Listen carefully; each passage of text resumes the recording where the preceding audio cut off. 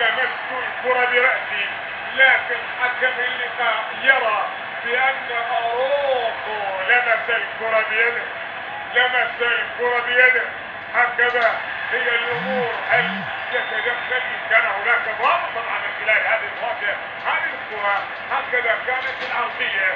هنا هذه خليني أشوف أتابع معه.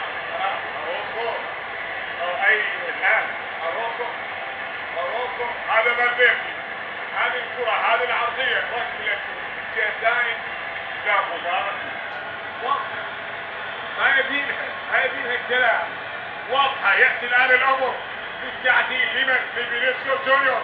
هل يعادل الريال؟ هل يفعلها الريال؟ وإلا لدى تير شتيجن أمر آخر.